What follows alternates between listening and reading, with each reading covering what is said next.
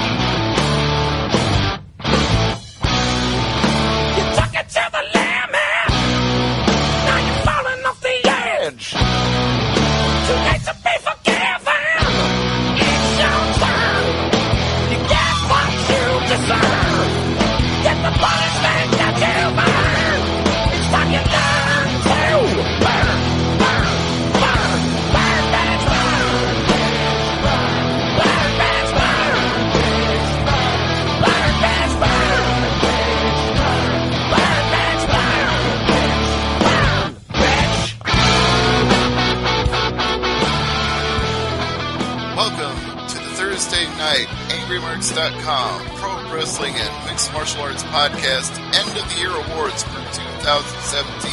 My name is Stevie J. I've got two co-hosts with me tonight. Let me start by introducing the queen of all things at Top Rope Press, the one and only Abby. Good evening, everybody. Merry late Christmas and future Happy New Year. Well, we're looking forward to a great 2018. I know Abby's got some big plans, and I can't wait to see how they work out. Yes, I do. And they're going to get bigger and nastier. And I'm so happy. It brings her joy, I which feel brings like me the joy. evil queen. You're not the good witch right now. You're the wicked witch. Yes, I am the wicked witch. Well, Jason, what are you? Are you the great witch, or are you the great Sudoku? I am the great Sudoku, so Merry Christmas, Happy New Year, and fuck Tai Chi. And fuck the Grinch, the worst video game that I've ever seen played on the Angry Video Game Nerd. Worse than Desert Bus? Oh, yes. I believe he Worse said... than Big Rigs? I believe he said Desert Bus was a masterpiece by comparison. Desert Bus and Big Rigs and... Actually, I had to explain Desert Bus to somebody over the weekend, so let's take a little side tangent since our friend Jonathan likes it when we do that. I actually explained to my family over Christmas that, as a joke, they created the intentionally most realistic game ever, where you're locked in a bus for 8 hours driving from, Phoenix to Reno, I believe, is the route. And you can only go 45 miles an hour, and you can't take your hand off the steering wheel, because if you take your hand off the controller, the bus veers to the right, or to the left. Right or the left, but very slowly. Right, and if you go into the median and off the road, you get towed, and the tow takes as long as however you've driven. So even if you've driven 6 hours, you gotta go 6 hours back. It is intentionally torturous, and it was done so because they were saying that video games were too realistic. So Penn and Teller were like, you know what? We'll create the most realistic video game ever. We'll show you. And they didn't think anybody would ever complete it either. It sounds like Speed in video game form. Yeah, but the bus Only never slow. blows up. There's no dynamite. And the bus doesn't go Like over 45 Speed, only miles an hour. slow. Yeah, slow is the word, because it's 8 hours Slow, one way no and 8 hours the explosions other. and No actors, just a bus on a desert road for 8 hours.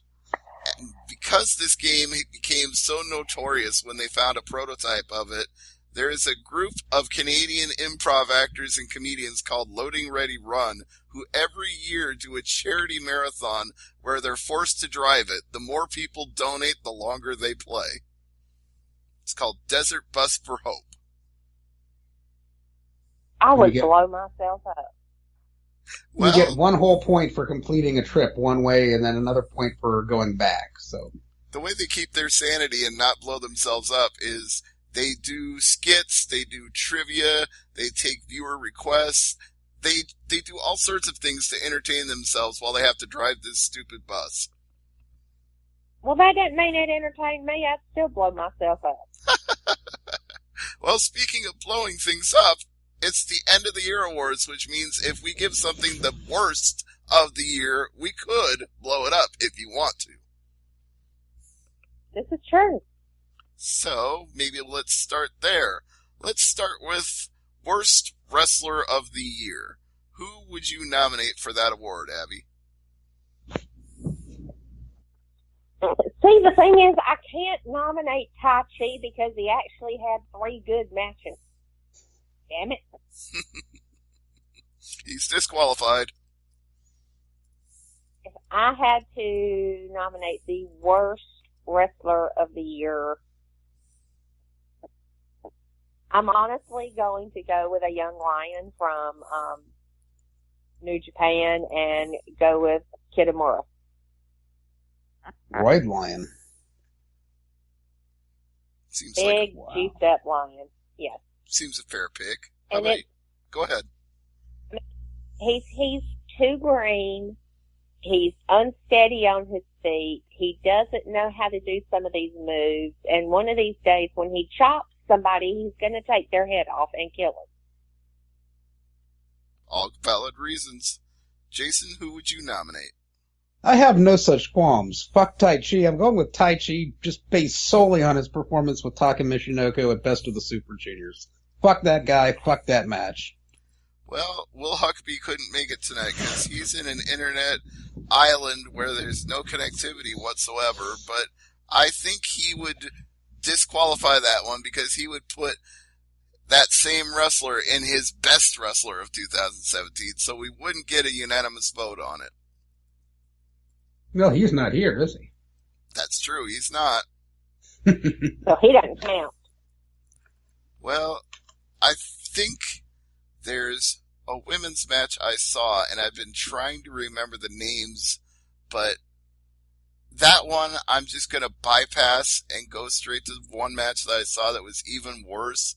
It was a pre-show match where, and y'all are going to remember which pay-per-view it was the moment I mention it, Enzo Amore and his opponent missed every single move they tried to hit on each other.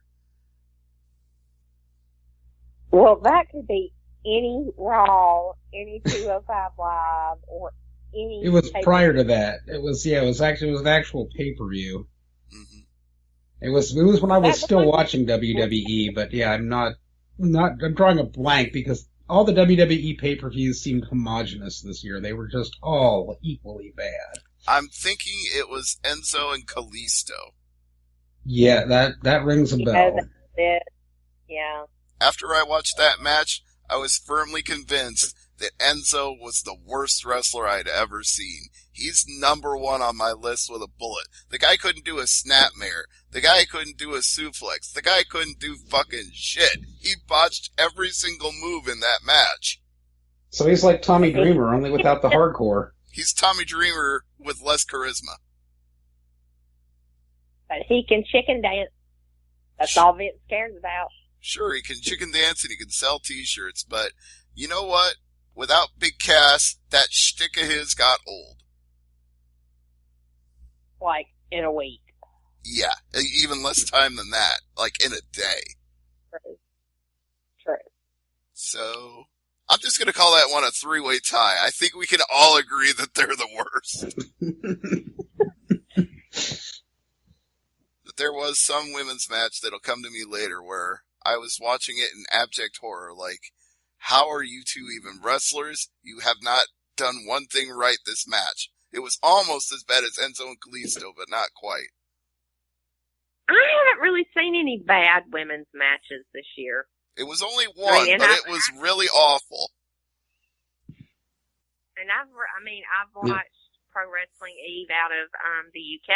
I've watched ICW, the Mae Young Classic, Stardom, and it's like there's I really haven't noticed anything really bad. I think it was either an NXT match from Wednesday nights or the Mae Young Classic, like the opening round. I think there was one match from either of those that I just was horrified at how badly it was executed.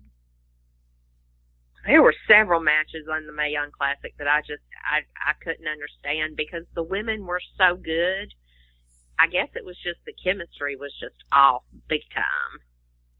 Well, I guess that leads to another negative category, if you will. Most disappointing Wrestling X of 2017. It could be most disappointing tournament, most disappointing match, most disappointing promotion, just your most disappointing. So, Abby, you go ahead.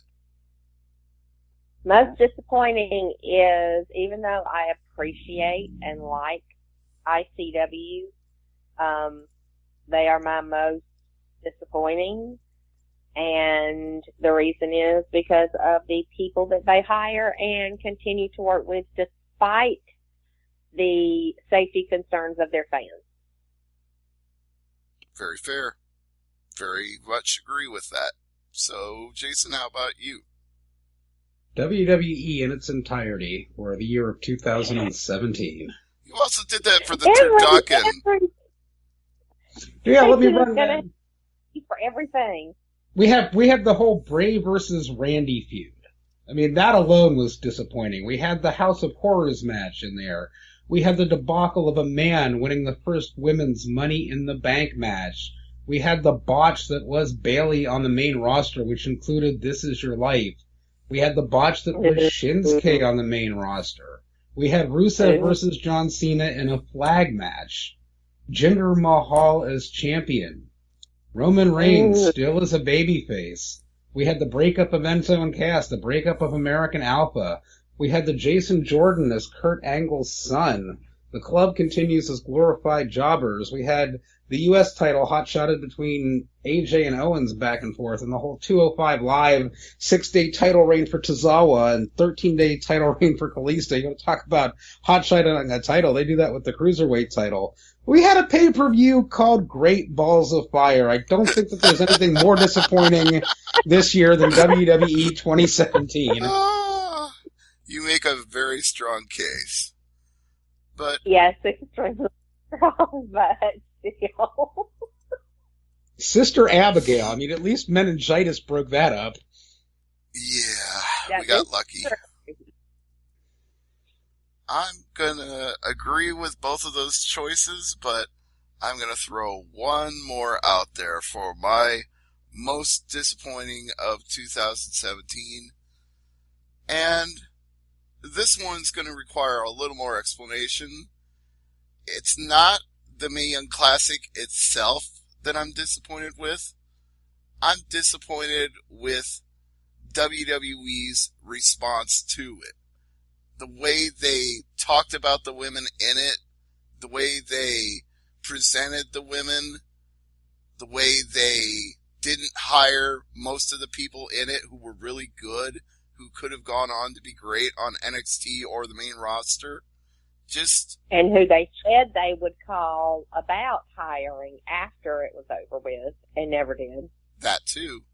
I just feel they had such a golden opportunity to really present something special like they did with the Cruiserweight Classic, only they made half the effort they did for CWC and then did even less with it afterward than they did. Because at least, even if you don't like 205 Live, at least the CWC led to something. The Mae Young Classic led to nothing. So for that reason, it's my most disappointing. Yeah, I can see that point. Mm-hmm.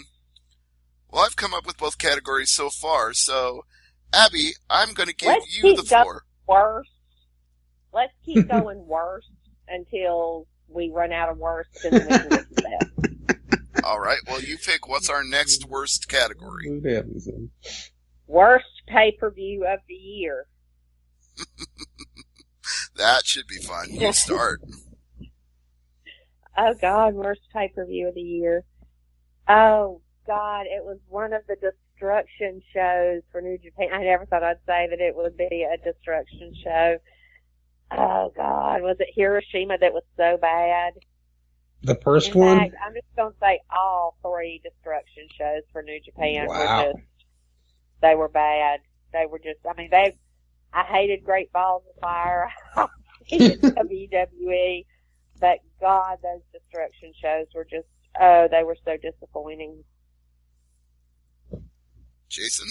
And that's bad because I never thought I would say New Japan was worse with anything, but But those shows.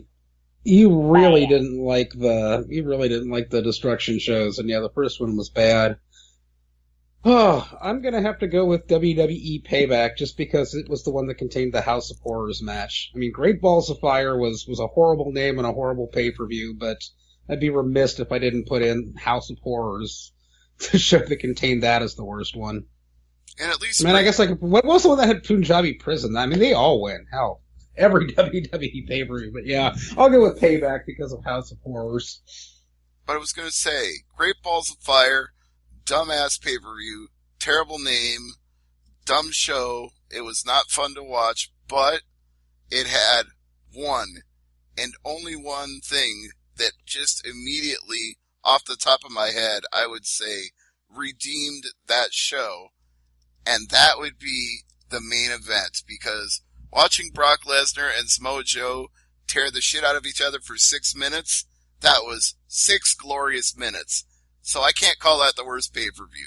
I call Clash of Champions the worst pay-per-view. I know I'm biased because it only just happened a couple of weeks ago, but it sticks out like a sore thumb for the absolutely obnoxious, stupid clusterfuck that was the tag team match between Randy Orton and Shinsuke Nakamura versus Sami Zayn and Kevin Owens with 2 referees, a bunch of stupid clusterfuck rules, and nobody understood what the stakes were for Orton and Nakamura because nobody ever bothered to explain that. There were no stakes. That's the whole point. Yeah, that's why it sucked. Yeah, and there was nothing on that pay-per-view that I can really say, like, watch it for this one match. Because even with Great Balls of Fire, I can say that. But that main event between AJ and Jinder wasn't even as good as the match they had for free on SmackDown. So that whole pay-per-view is my nominee for the worst. That makes sense, too. All right, Jason, give us a worst of category since this is our theme right now. Okay, how about worst champion of 2017?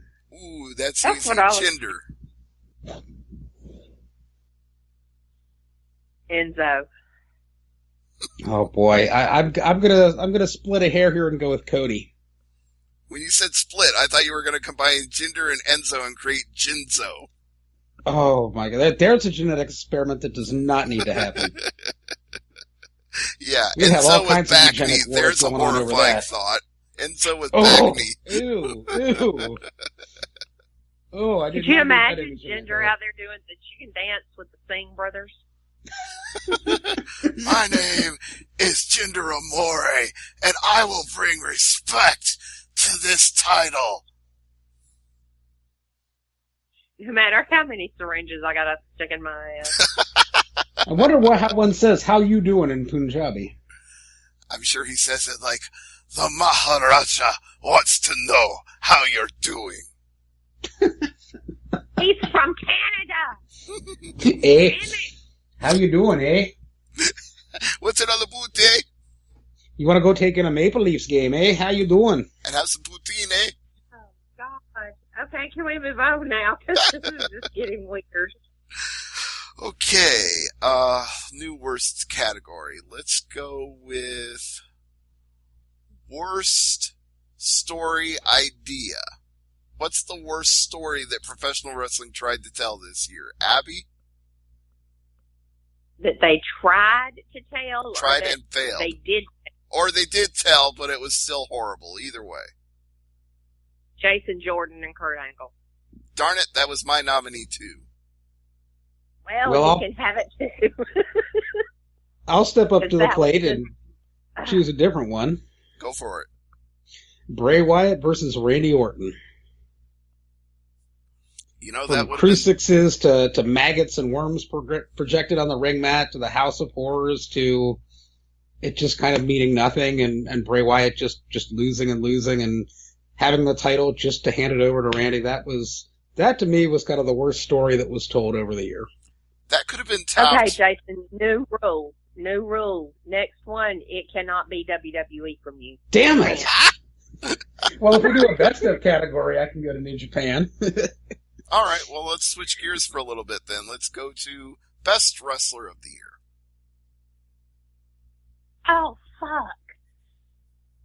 Ooh, Kenny Omega. mine is a tie. All right, tell us. Mine is a tie between Tomohiro Ishii and Tetsuya Naito. Well, if we're going to allow ties... Ishii's in another category for me. If we're going to allow ties, I'm going to go with Tetsuya Naito and Kenny Omega. Can't argue with that. Omega just narrowly missed out, and Ishii himself had 3 great matches against Omega alone this year, so Omega is definitely up there, but the guy consistently on my best matches of the year list was Naito as well as Ishii, so for me, those two stole 2017 from everybody else.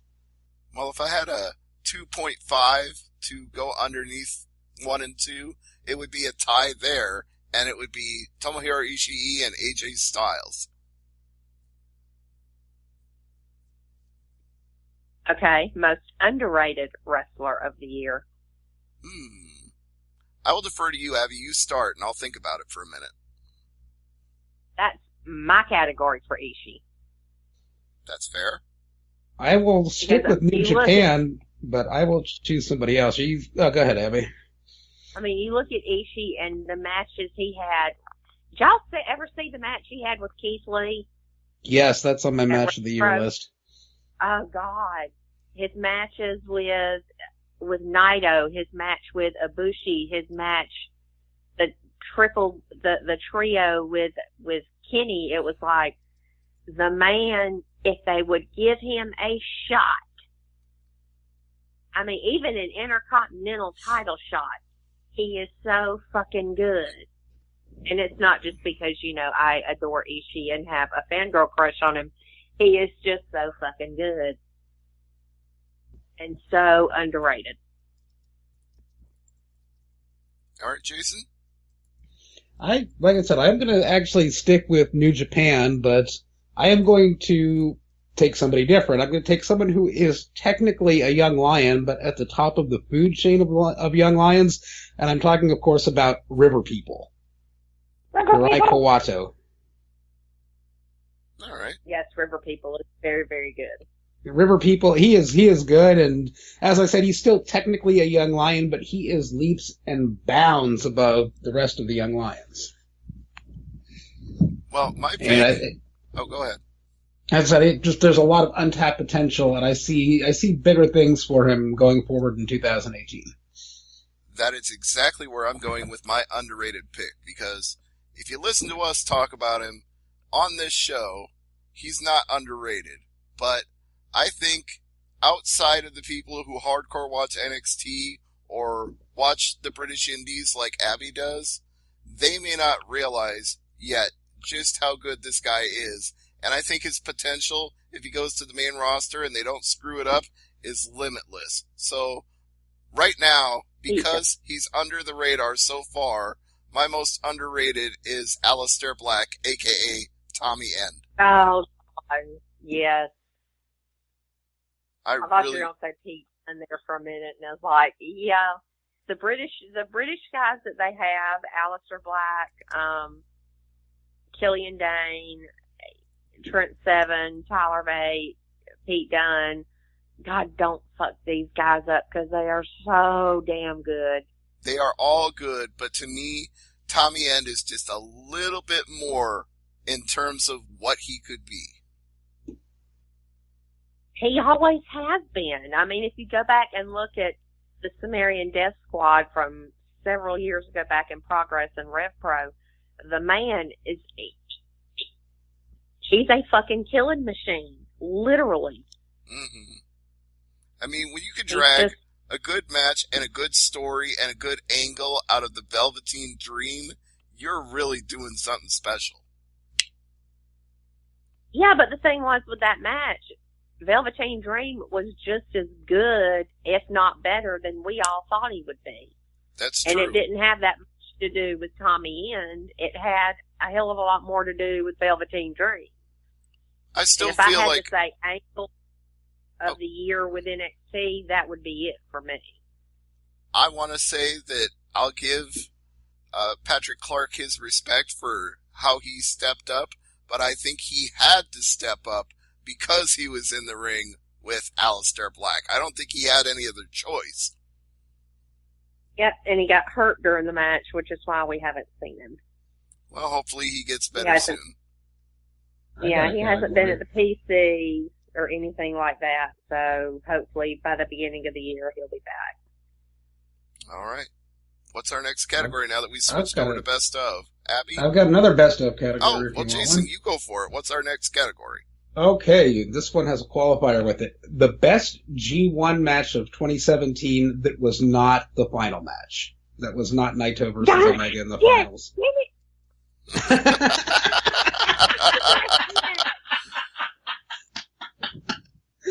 That was the best match. That's the easy answer, but I mean, I got 5 or 6 matches alone from the G1 itself, so, for me, it's such a deep category.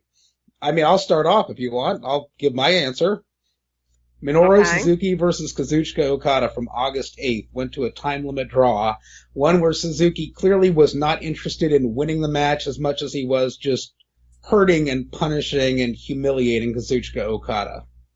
Just paintbrush slapping him in the head. It was beautiful murder. This one might surprise you guys, but I'll take a chance with it and see if you agree or disagree. But I remember a really good, 15 to 16 minute match between one of my all-time favorite New Japan wrestlers, Yuji Nagata, and a guy that I've really grown to appreciate in the last year, Yoshihashi. I thought the two of them had an excellent 15 to 16 minute match that people should go out of their way to find in the G1 Climax and watch. See, I had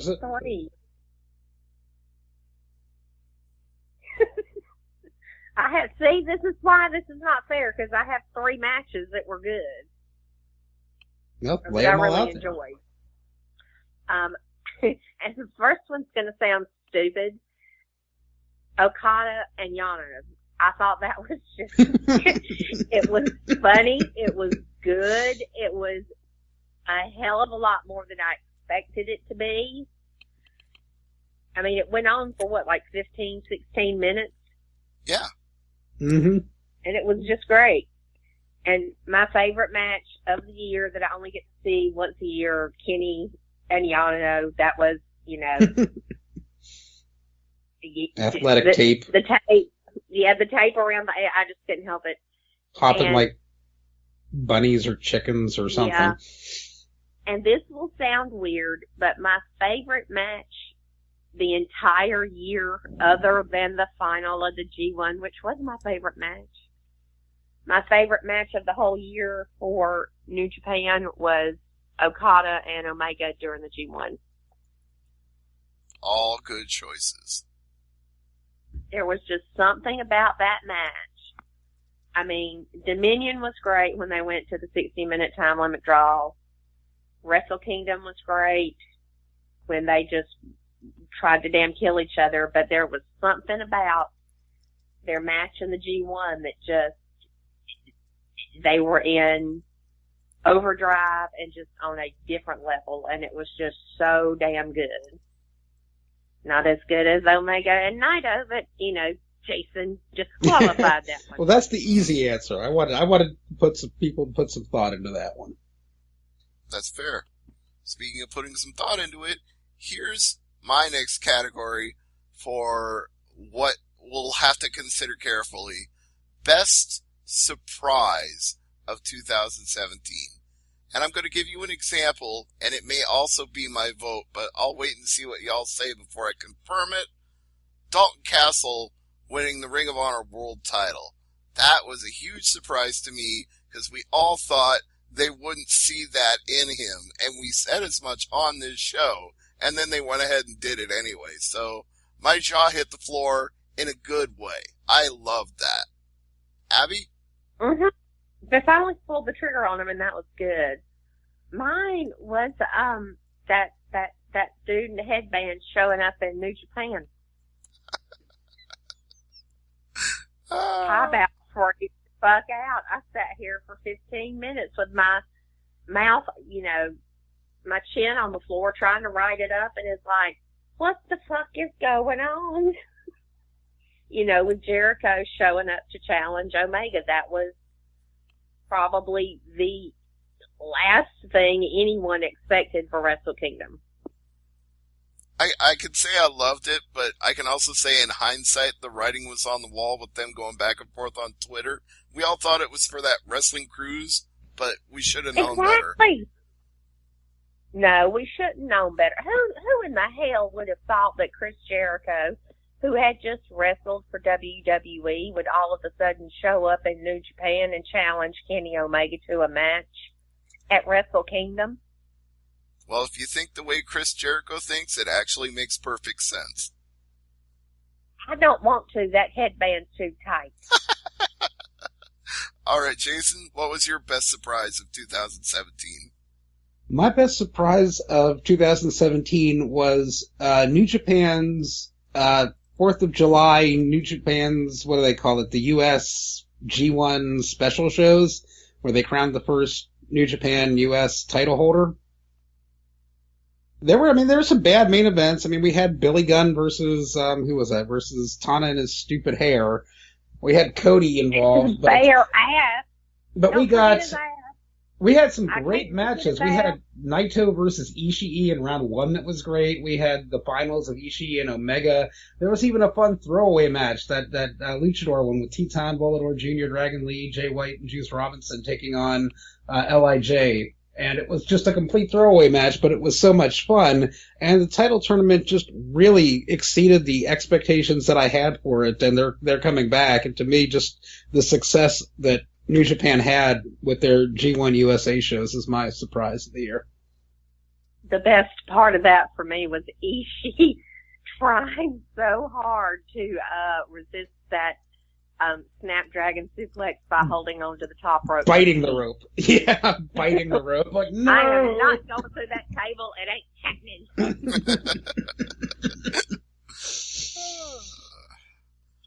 All right, Abby, what's our next category? I'm trying to figure out a way to word this because it's not a good category, but it's not a bad category. It's a Roman Reigns category. Oh. No, it's not a Roman Reigns category. What was the most, and it kind of goes back to what Steve did with the surprise thing. What was the most controversial thing to happen in professional wrestling this year? And this goes back to something Steve and I were talking about before Jason got on the line. Well, then why don't you go ahead and give your vote for it first? No. I'm asking y'all, and I'll give mine.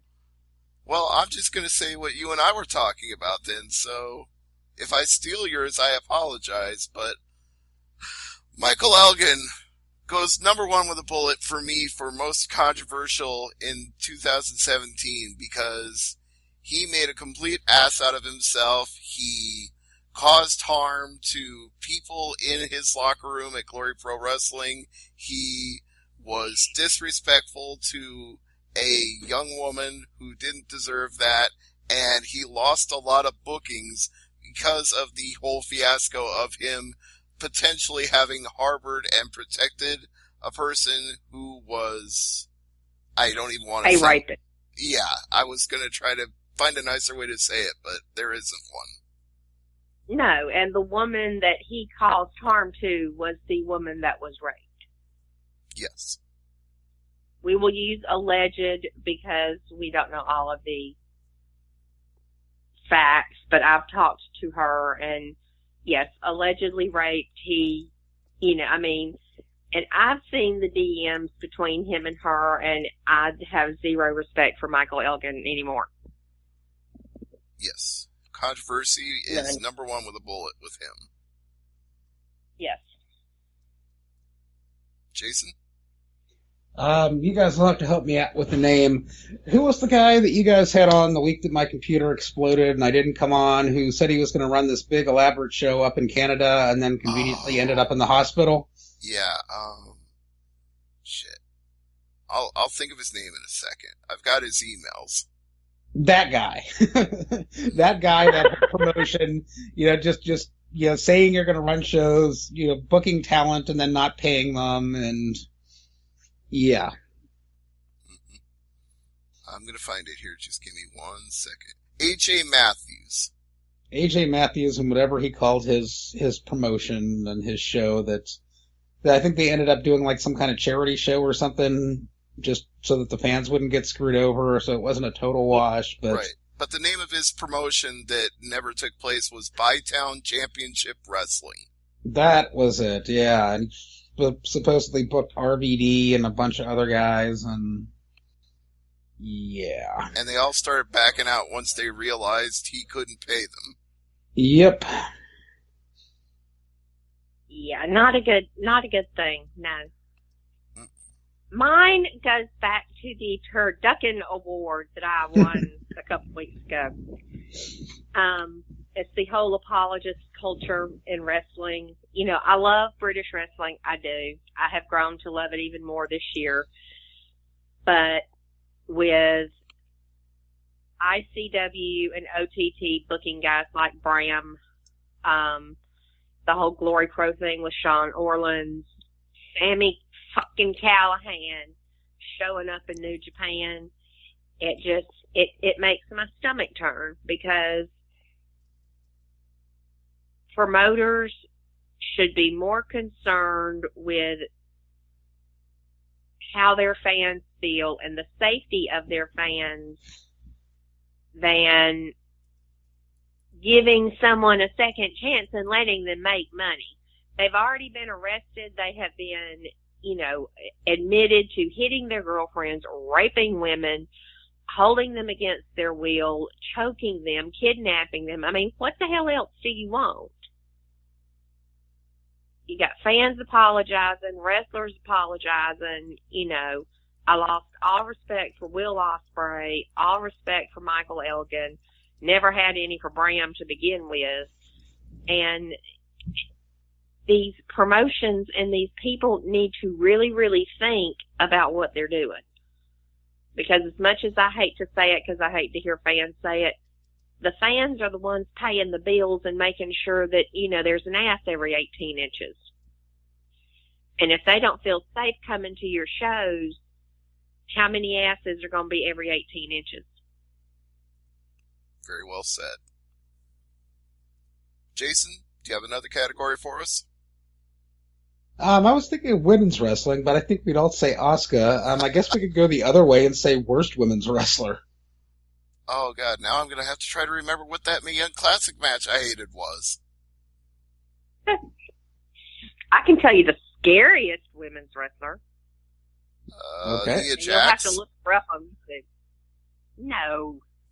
Her name is Iger, and she is a Joshi wrestler. Holy hell, she is like Morticia Addams, a zombie, Lily Munster, and your worst fucking nightmare combined.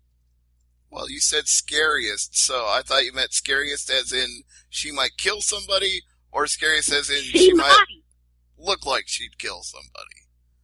Because I think Jax might kill somebody without intending to kill somebody. Nah, I don't think so. Well, I don't know. I think Asuka has a better chance of doing that. That may be true. Jason? How about worse, just in terms of technically, just worse in case just somebody I don't like watching, Carmella. It's like I liked her in NXT, but oh, how the mighty have fallen. She might kill somebody too. She's pretty sloppy. I think maybe it was Carmella I was thinking of. Like, she had a match with Becky Lynch, I want to say, where they weren't on the same page, and Becky was trying like hell to save it, and the longer it went, the worse it got. I'm remembering this now, yes. It's probably one of the reasons that I selected Carmella. I just sent y'all a picture of Iger into the chat so y'all can see what I'm talking about. I'm going to take a look right now. Let's see. My chat's being slow. In the Skype chat or in the... Oh, there it is. No. Facebook. That is pretty scary. Oh, my. See? See, Nia Well, Jax they're I actually find freaking attractive. Her, not so much. No, that's not attractive at all. That would not That's get a... fucking scary. I mean, I wouldn't mind being the meat in a Tamina Nia Jax sandwich. I'll just put that out there. She freaks me the hell out every time I see her. She looks like that thing from The Ring, Samara, or what was the one in the Japanese version? Yeah, the one that's all grown up. Sadako, I think was her name. Sadako. Yeah, she looks like the zombie being from the Ring horror movies. Oh, scares me half to death. Okay, let's do one last one, and then we'll get into Wrestle Kingdom. Who is going to be the biggest star of 2018? In each. Let's go WWE, NXT, ROH, New Japan. We'll leave that other one alone because it does not exist because it's like a cockroach and it's going to die in 2018. I'm predicting it now. Fuck that owl. Thank you. I guess I will start. Be WWE's biggest star. Yes, Jason, and you have to say something nice about WWE. Yeah, let's see. Main roster. Wow. You know what? I'm actually going to stick with women's wrestling. I'm saying that Asuka is going to be the breakout biggest star of 2018. Okay, what about NXT? NXT, that is going to be Aleister Black. Ring of Honor. Oh boy. Yeah, I would have said Dalton Castle. I guess I'll go with Dalton Castle and hope he has a good run with the title. He's kind of like late to the party on this, I guess. But yeah, I'll go with Dalton Castle. And for New Japan, I will go with Switchblade, Jay White. Interesting. Steve, what about you? All right, give me them all one at a time, and I'll hit each one as we go. WWE. For WWE... Main roster... I'll go with Aiden English. I got a feeling about him right now in this tag team with Rusev. If they do a breakup, I think it could actually be good for him. NXT. NXT, since we were just talking about him, Patrick Clark, the Velveteen Dream. If he can recover from his injury, I think he could have a really great 2018. Ring of Honor. Ring of Honor, Silas Young, since he just won the World TV title. My God. I know you don't like him, but we've interviewed him on this show, and I'm kind of a fan of his. I think he's got an interesting persona, and I think he's being primed to be a bigger star. Well, next time we interview him, get me on there so I can tell him to get him some trunks that don't look like they're about to fall off. Fair enough. They're way too small. And New Japan.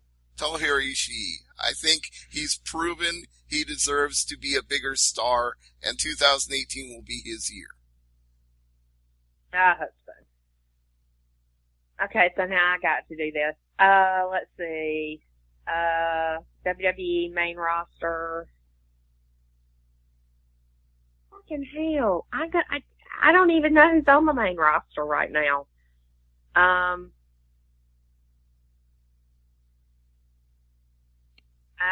gonna go with Aleister Black. I'm gonna say he gets called up after Mania. For NXT, I'm gonna go with Kairi Sane. For Ring of Honor,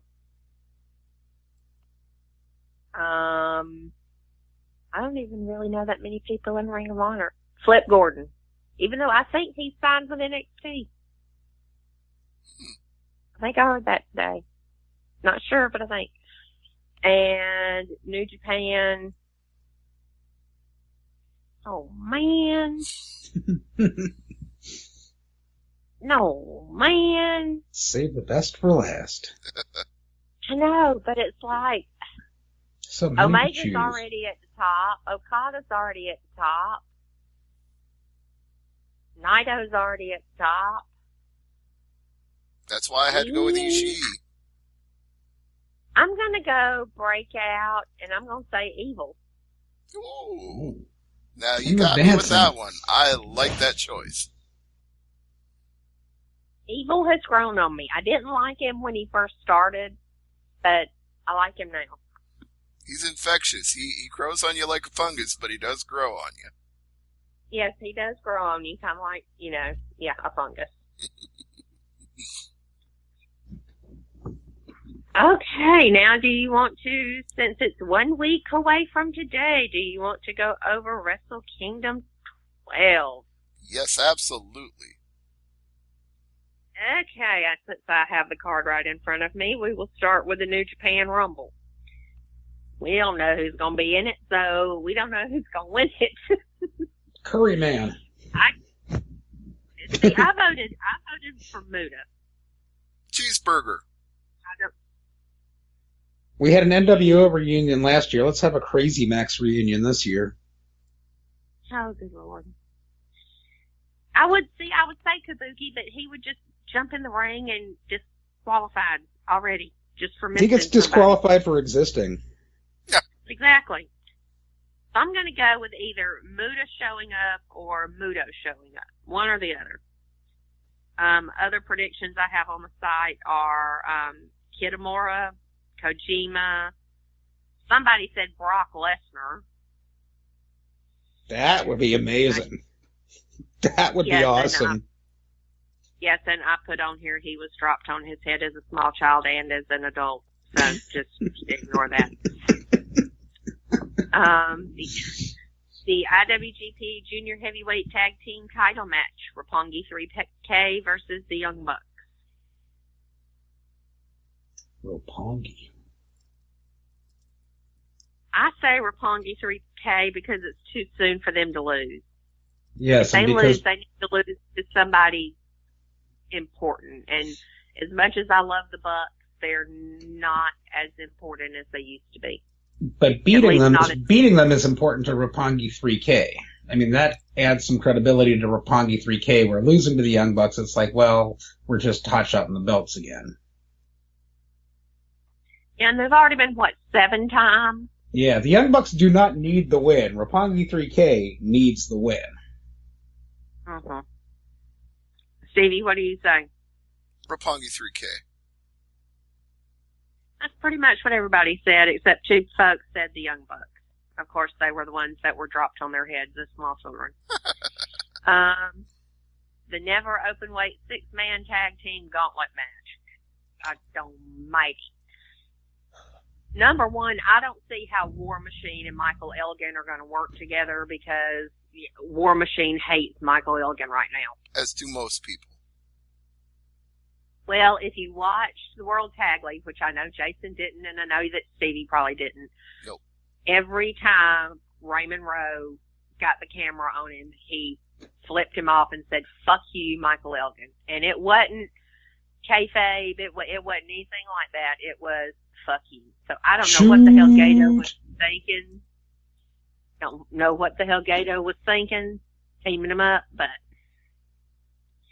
the teams we have for this match are, let's see, where did I have them here? Tama Tonga, Tangaloa, and Bad Luck Fale, who are the champions. Taguchi, Juice, and Togi Makabe. War Machine, and He Who Shall Not Be Named. Toru Yano, Tomohiro Ishii, and Trent Beretta. And Tai Chi, Iizuka, and Zack Sabre Jr. Talk about weird fucking bedfellows. Tai Chi has lost his He Who Should Not Be Named status to somebody else. Impressive. Well, who the hell else they gonna put in there? This is going to be my bathroom break match. This is the please shoot me in the head match. This is the I don't give a fuck match. Yes.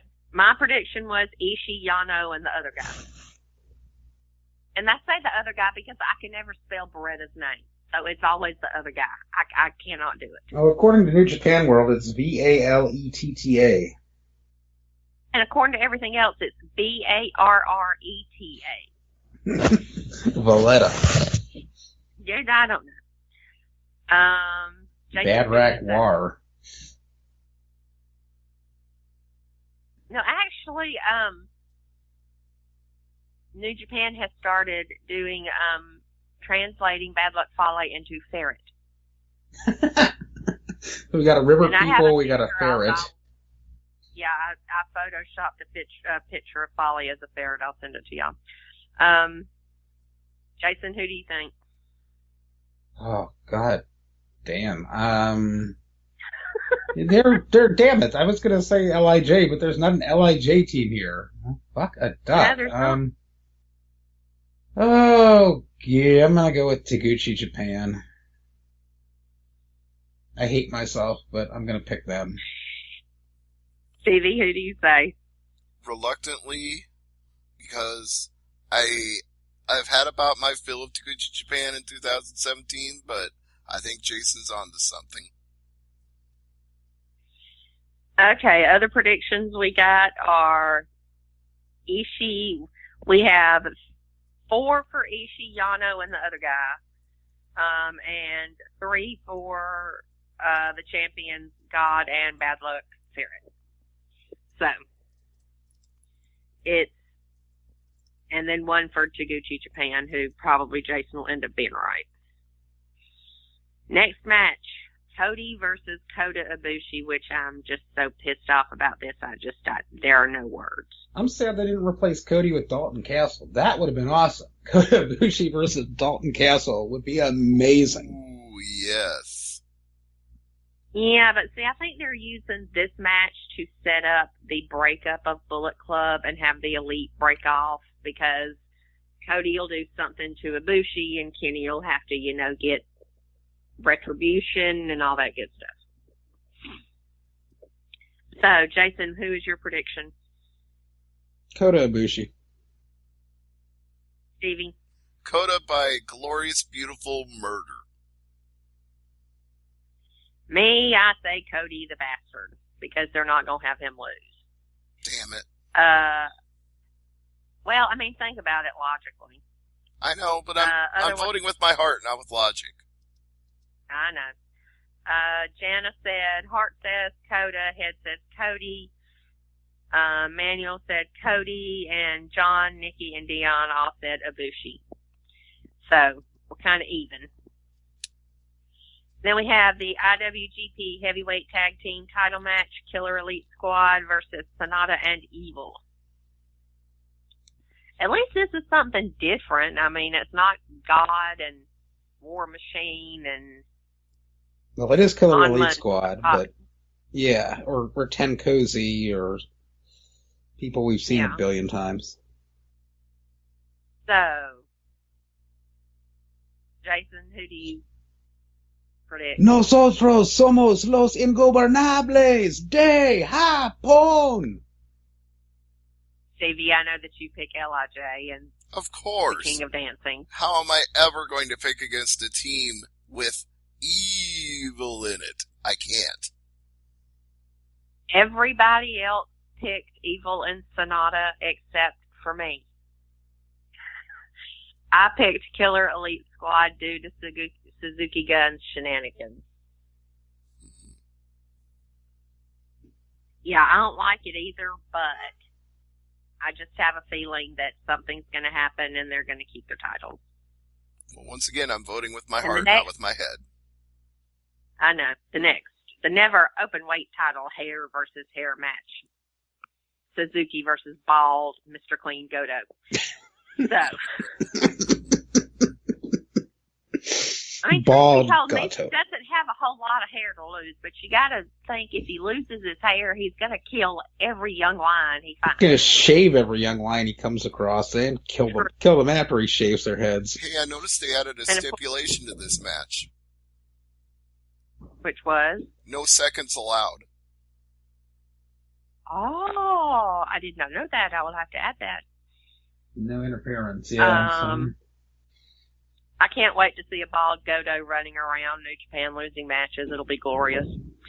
So you can't cut Misu's hair. Yeah, you just cannot cut that, whatever that hairstyle is that he has. I mean, that is so trademark. And yes, everybody hates Gato, and shaving Gato bald just makes so much sense. So yes, I agree with Mr. Clean, and the samurai outfit he has, and he's painted himself up like Jinsei Senzaki. Maybe we'll see that again too, but he's going to lose. Stevie, what about you? I want him to lose, but I want Misu to kill him first, and then he loses.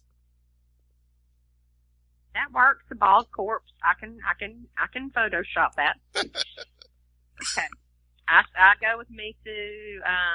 Jana, her heart says Godo. Her head says Misu. Manuel says Misu. John says Godo because he likes Godo.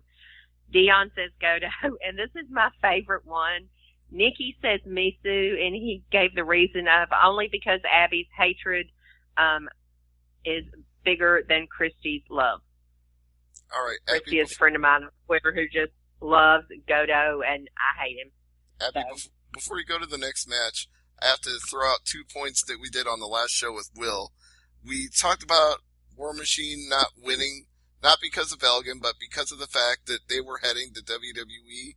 And I also want to throw out Will Ospreay in the next match, as we did with Will Huckabee, because of Ospreay, basically taking no bookings overseas in 2018, so they wouldn't put the title on him either. Okay, but why would you say that War Machine is going to NXT? Because I've heard one reason and one reason only, and it's the dumbest reason I've ever heard. I'm not saying it's a good reason. I'm just saying it's widely reported No. that... What? No, I mean, I'm just saying, why is everybody saying that that War Machine's going to NXT? Because they're doing their medicals. Oh, okay. Everybody else is saying it's because they're bowing to the crowds that, they're performing in front of. They always bow to the crowd. Always. That was what I was hearing was, oh, they're going to NXT because they're bowing and saying goodbye. No, they're not. They always bow. No, as far as I know, it's the reason it came out is because they were doing their medicals and it leaked out. I hope somebody kills Ospreay. And I hope it's Aleister Black just kicks his fucking head off. Anyway, speaking of the next match, IWGP Junior Heavyweight Championship Fatal 4-Way, Marty versus Kushida versus Hiromu versus Will. So far, everybody has got Hiromu. Anybody got anything different? I've got a sneaking suspicion. I hope I'm not right about this, but I've got this sneaking suspicion that they're going to put the belt back on Kushida. Why? Because that is what I would want to see least. Exactly. But it's just, Gato just has a hard-on for giving the belt to Kushida. But then he doesn't ever do anything with it. Ever. Yeah, I'm going to say LIJ walks out with all the belts that they're involved in, so I'm going with Hiromu. Same. Nikki said Marty's girl, but of course he's the one that fell on his head. Next one. IWGP Intercontinental title, Hiroshi Tanahashi versus Jay White. Jay has to win this. Yes, indeed. This is kind of an even bigger example of the Roppongi 3K versus the Young Bucks, where this win means nothing to Tanahashi, but it means everything to Jay White. It would make him. See, I picked Tanahashi to win. Yes, I think I just heard someone faint. Yes, I picked Tana to win.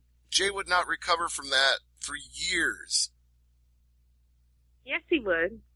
Tanahashi is already crippled as it is. If he can't beat a crippled man... Tanahashi's been crippled for like 20 years. He's more so now than he ever was before. I don't know. I'm still going with Tana. I think it's too soon for Jay. What kind of hairdo is Tana going to show up with at Wrestle Kingdom 12? I swear to God, if he comes up looking like his poodle, we gonna have issues. I will not cover the match. I will just cover his hair. Too bad this isn't a hair versus hair match. Well, it should be. Okay, next match, IWGP United States Heavyweight title, Kenny Omega versus Chris Jericho. The U.S. title being defended by a Jericho. Canadian against a Canadian. With no disqualifications. Omega. It's a no DQ match? No disqualification match. That's what Wikipedia says. Well, hell, I'm going to have to change a bunch of shit then. Yeah, I don't think you bring Chris Jericho in for a one-off and have him win. Or a two-off. Well, see, this is my thing. And this is what I wrote in my little thing. It says, talk about a shocker. If we thought we'd ever see this match, we thought we'd see it in WWE. Jericho's appearance in New Japan was not expected, to say the least. But this won't be a match. This will be a damn fight. Both have said so, so I expect blood, broken headbands, and Kenny to strangle Jericho with that damn scarf. Plus, this is a one-off for Jericho, and he's not selfish like some part-timers. So everybody expects Omega to win. I don't expect Jericho to win at all. Does anybody expect him to win? No. Jason? No, like I said, you're bringing Chris Jericho in for a one-off. Well, I think he's also going to be doing the New Year's Dash show too, but you bring him in for like a one-off, two-off, and yeah, you're not going to put the title on him. You need to establish some credibility with the U.S. heavyweight title that you just inaugurated over the summer, and the way to do that is to keep it on the guy that originally won it. And yeah, Omega is a huge star, and holding that belt just brings credibility to it. Amen. Okay, then we have the main event for the IWGP Heavyweight Championship, Okada versus Naito. I want to see Okada crying in the Tokyo Dome again. I'm guessing all of y'all are saying Naito.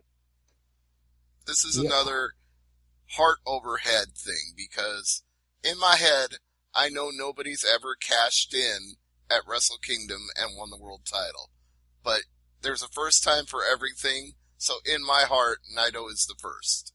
This is such the right time to pull the trigger on that, too, especially for, not only for the G1 cash-in, but for Naito himself. This is the time. He had the title, and they got jitters and took it off him, but he is just so white-hot right now.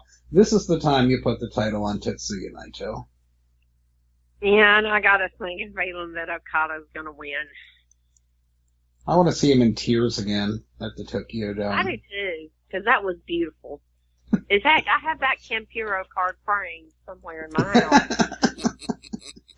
I really do. I think it's on my wrestling shelf in my bedroom. But I just have a feeling that Okada's going to win because for some reason, Gato likes to have Wrestle Kingdom be a feel-good show. And even though Okada's going to get booed out of the building, I just don't see Naito winning. And I hate it because I think it's a dumbass decision, but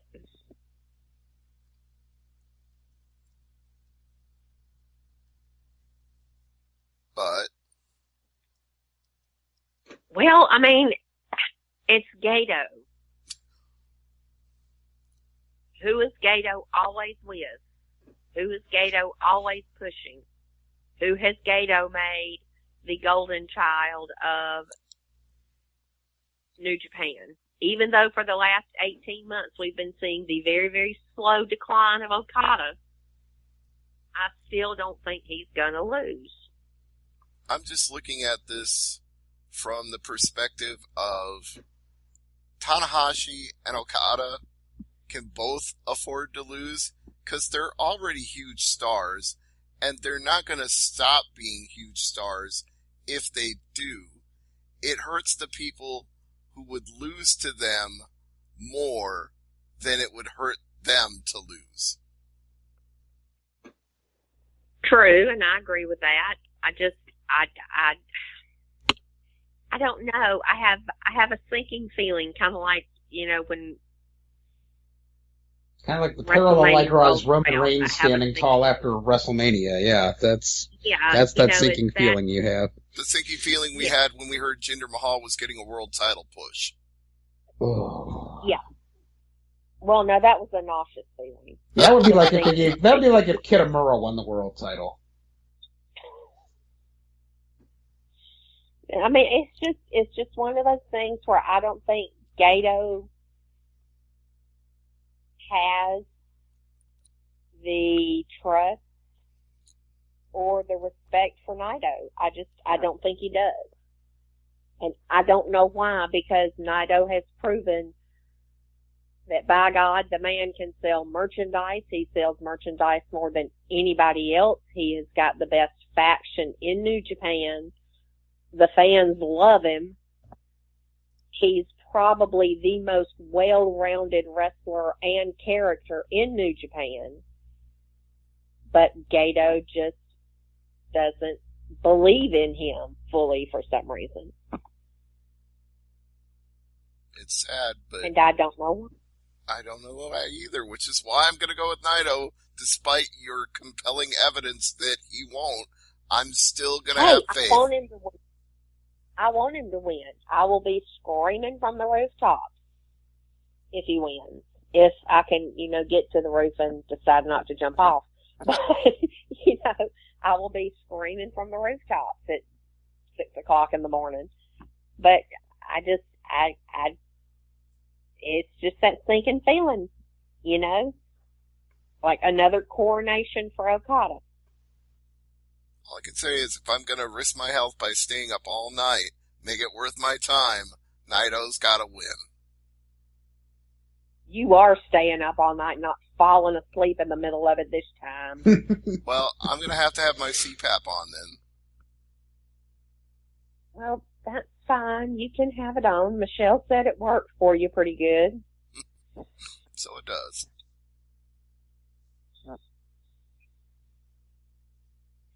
So, since I haven't been doing news for the last couple of weeks because I've been on strike pretty much, have we missed any news other than injuries? I sent you some news in the chat if you want to look over it.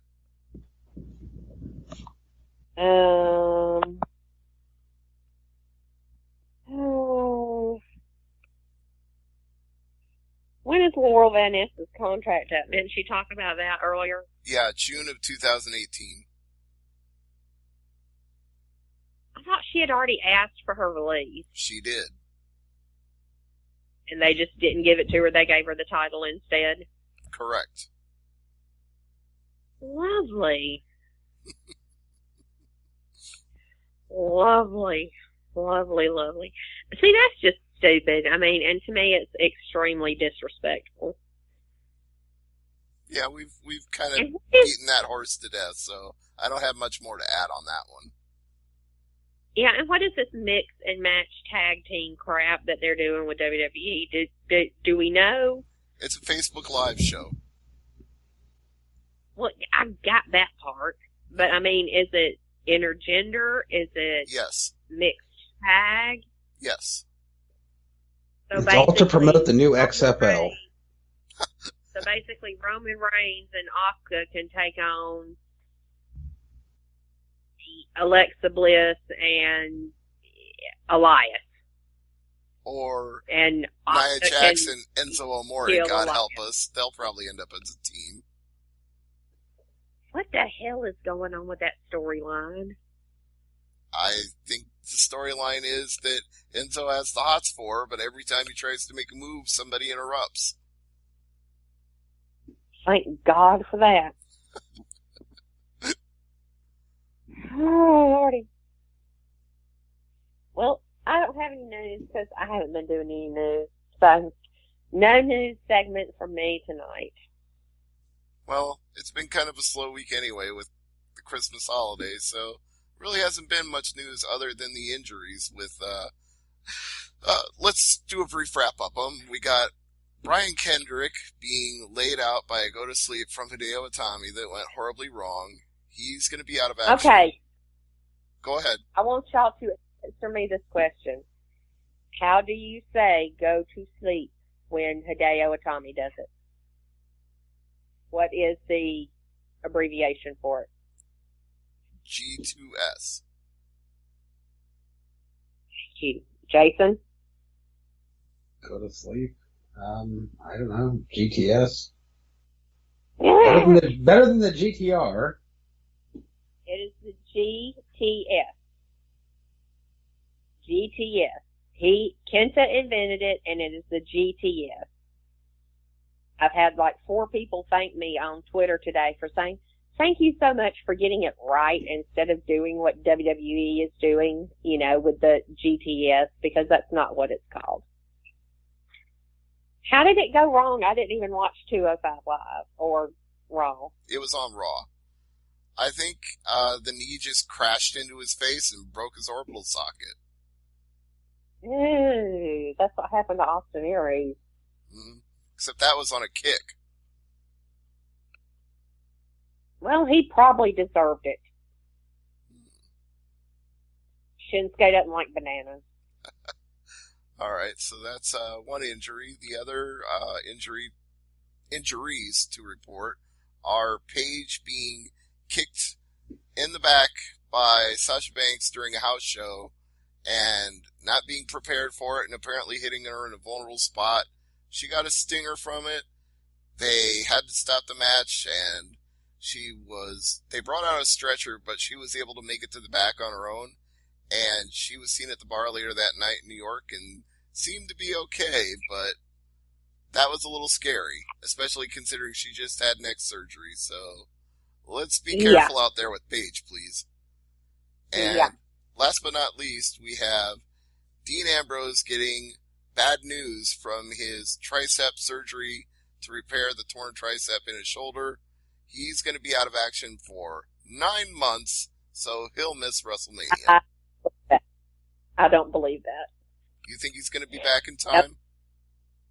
Yeah, because remember when they did the whole Braun Strowman had to have surgery on his elbow. He'll be out 6 to 8 months. Well, we all knew that was bullshit. We knew the recovery time for his elbow was not that long. Yeah, but, I mean, I don't know. Something just doesn't sound right about it. Plus, they've got Ambrose and Rollins set up for a feud this summer when Ambrose turns, finally. So I think he'll be back before 9 months, or at least I hope he is.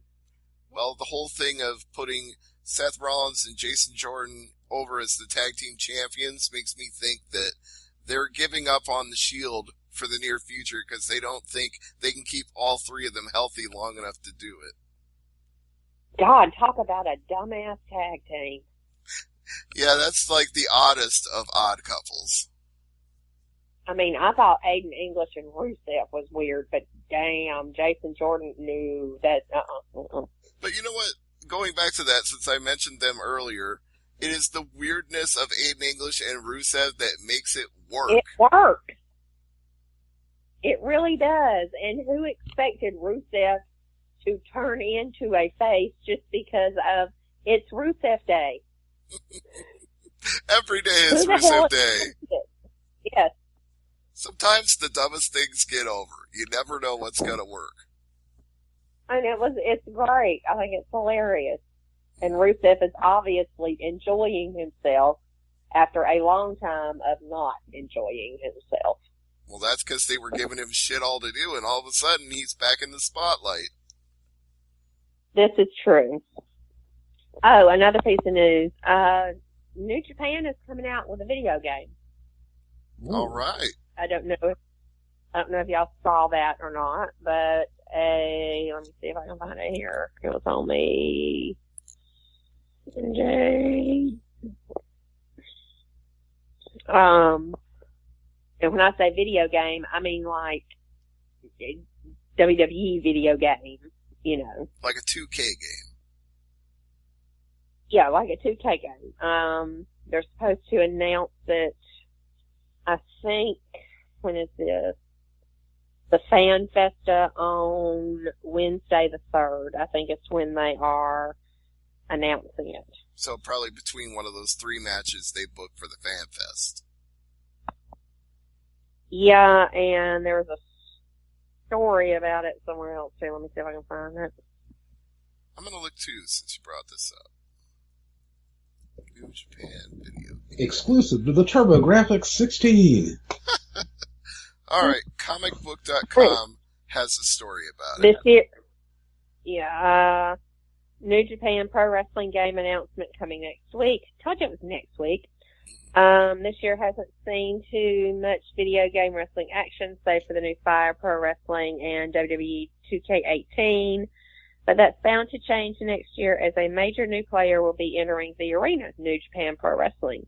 The organization confirmed that a new video game is on its way, and while details haven't been revealed as of yet, the official New Japan page indicates that a video game announcement will happen at 12:15 on January 3rd during the Fan Festa. See, I told you it was going to happen, man.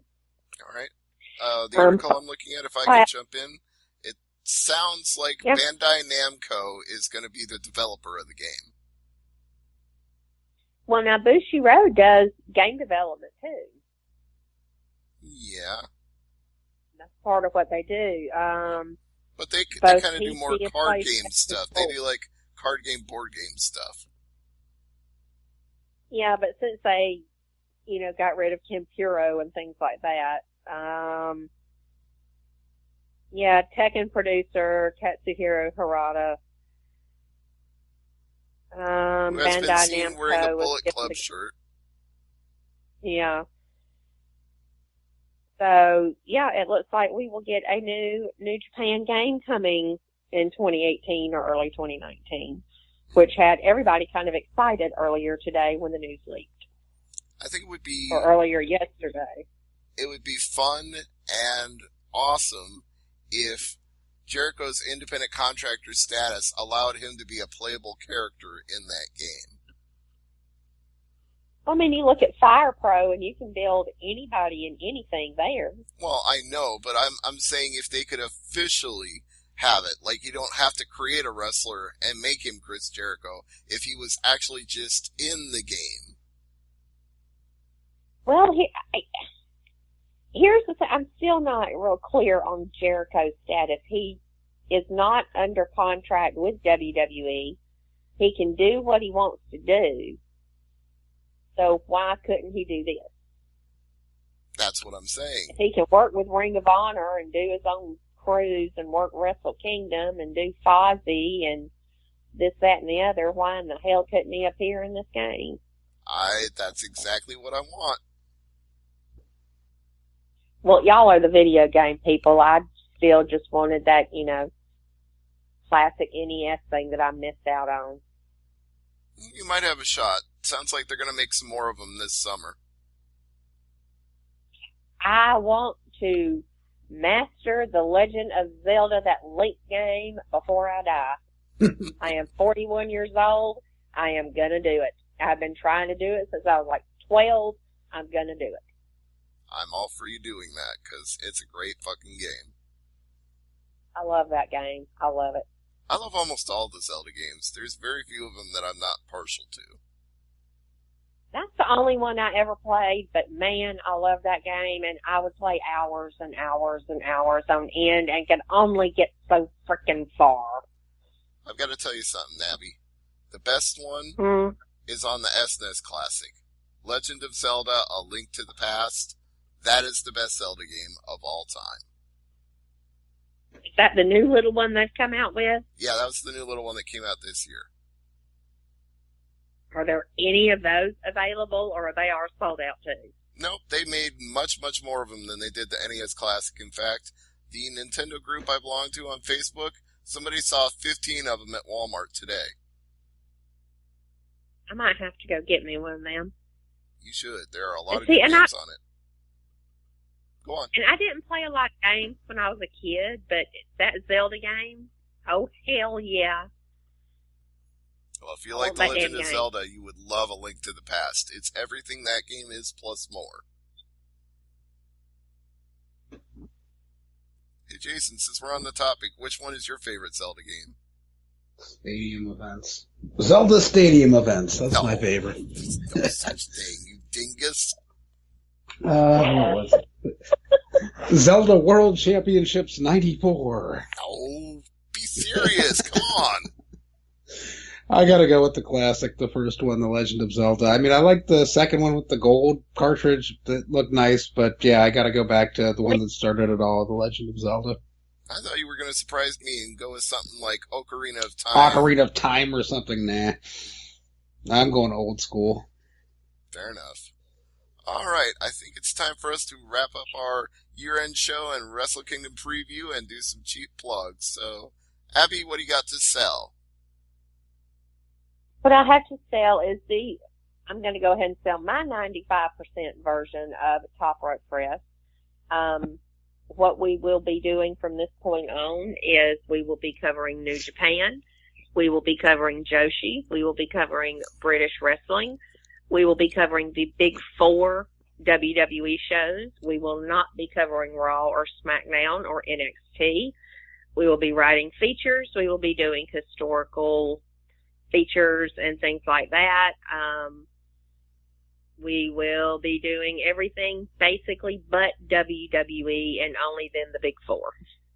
Because no one of us wants to deal with WWE. And if we lose readers because of that, that's fine. But we're planning on doing something that no other site here in the States is doing. So we're going to try it, see what works. If it works, great. If it doesn't, then we will try something different. All right, TopRopePress.com. Be on the lookout in 2018 for that. And follow Abby on Twitter at AbbyA. Jason, what do you have to sell?